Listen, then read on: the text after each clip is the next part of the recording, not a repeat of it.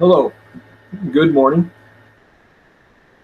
Uh, this has been an exciting time for me. This is my first online course, and I've learned an awful lot of how to use the computer, how to do coursework, and being 16 years since I've been in college, since I graduated with my BA, uh, it's been quite to do work and to do classwork, so it's been exciting.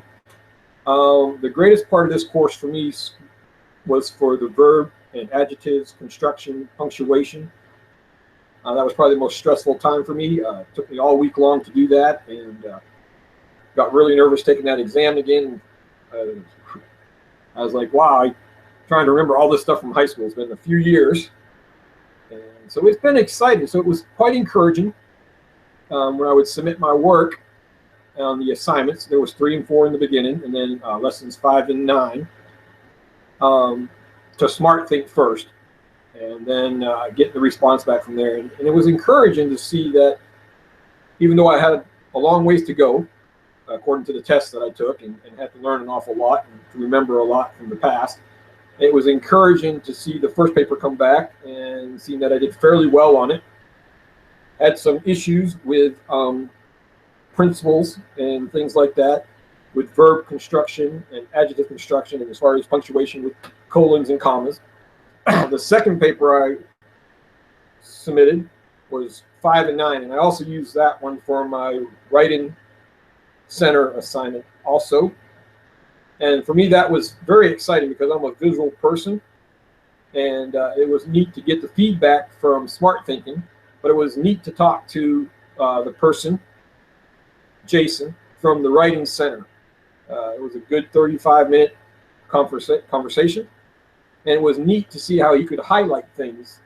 And so some of the issues I had with the paper was I didn't quite fulfill the role of ghostwriter. And so he addressed that with me with Williams lessons 5 and 9.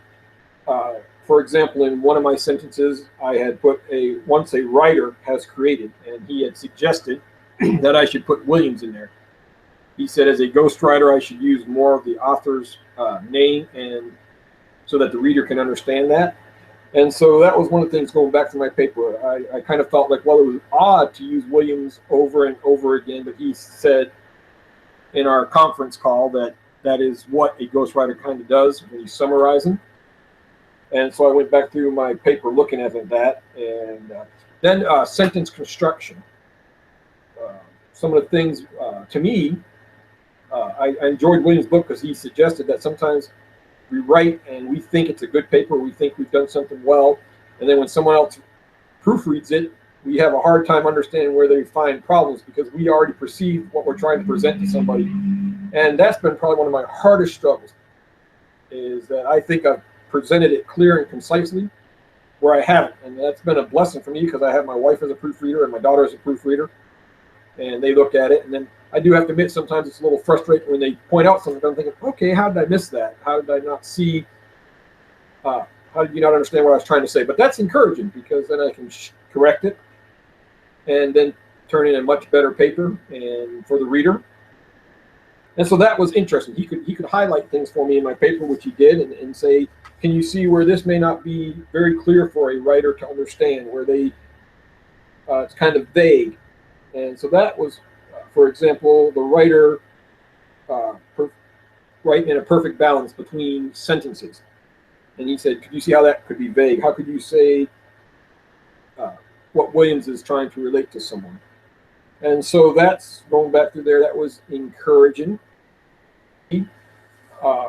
Still, I have a few problems with putting sentences together. I may put 2 fragments and think in my mind that it's clear, and come to find out it's really not. He pointed that out. He said, can you see where you thought the thought process was?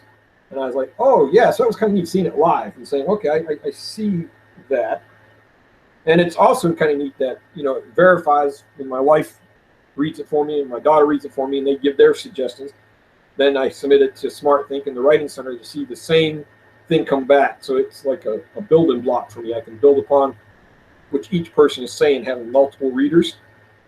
and then being able to see where my thought process is. Sometimes I think a little faster than I can write, and I forget where I'm at, so it's kind of unique to have that help way. They suggest that some of my beginnings are wonderful, that I put some thought into that, but then I struggle a little bit after that. And what's unique is they can point out a few things. For example, I just missed in one of my verbs. I knew that suggests have to be singular, but I forgot to put the S on there. So it just shows how sometimes in writing the paper how I could just forget such a simple thing is that. So it was unique to have to speak to him, to him highlight things for me, and begin to show me and walk through from a reader's perspective. And that's what was unique.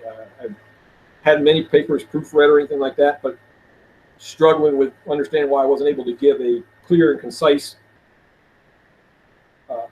understanding to what I wanted to relate to them. So that was unique. He was able to highlight it, show me where it may not be as clear as I thought it was, and that was very helpful for me.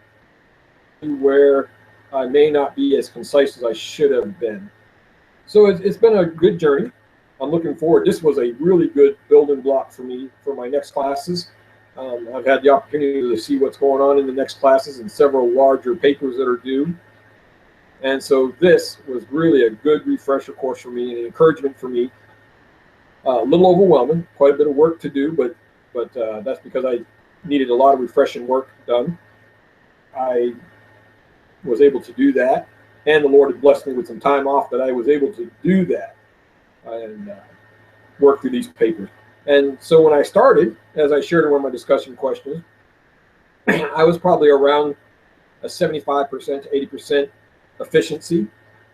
I know 95 may sound a little high. I got a ways to go, but I've had such an improvement. So that's an encouraging.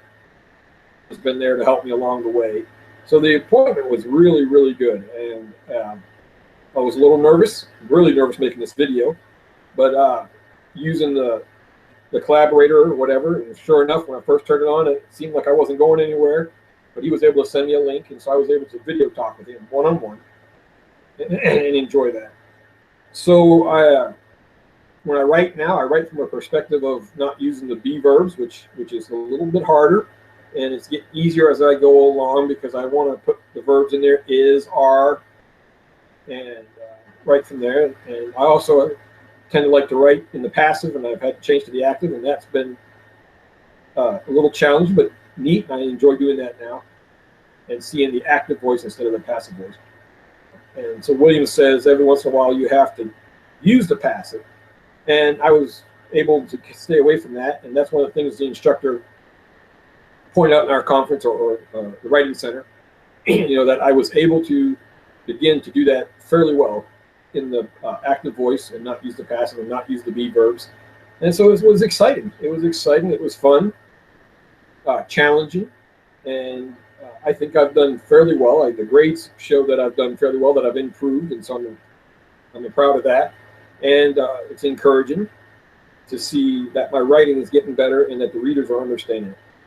I hope people have benefited who are watching this video as much as I had from the Writing Center, SmartThink, path writing, and all that. It was exciting, long hours, and looking forward to where this will lead me to in my writing. Thank you very much. Have a blessed day, and I hope you enjoyed the course as well.